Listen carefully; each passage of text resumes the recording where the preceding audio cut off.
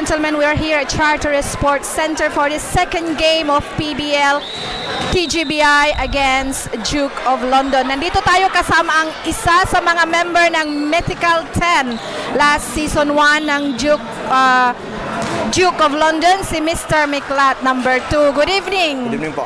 Ano yung ginagawa niyong preparation para ngayong gabi para talunin ang GBI? Well, sabi po ng coach namin, more in defense po, tsaka offense na rin daw po.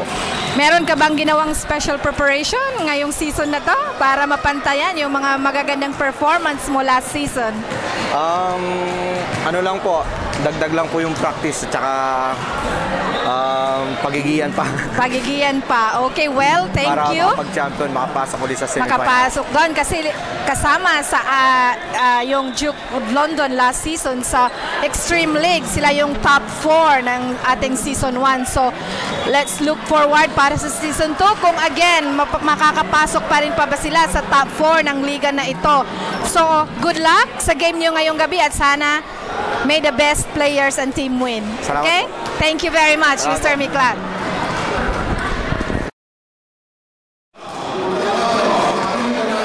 Ayan, tapos na po yung first half ng game against the GBI and Duke of London. Mukhang lamang po ng 3 puntos ang Duke of London. So, as nandito po sa kapiling natin si Coach Roland ng the GBI, anong adjustment plano nyo para mahabol at malamangan pa yung puntos ng Duke of London? Siguro gagamitin ko ulit yung player ko, second lap. So meron kang second lineup na pasabog. Ipapasok mo ngayon. Merong konti. Merong konti. So bagong lineup, bagong strategy.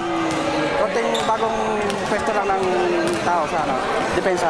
Okay, so depensa kayo focus ngayon. Okay, sana mahabol at malamangan nyo yung score ng first half. Good luck, Coach Roland.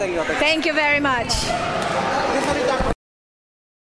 Magandang gabi po ulit. Final score po ng game na ngayong gabi is panalo po ang GBI. Nandito po tayo kasama ang ating best player of the game. Walang iba kundi si Mr. Jonas Santos. Congratulations. Thank you po, thank you po.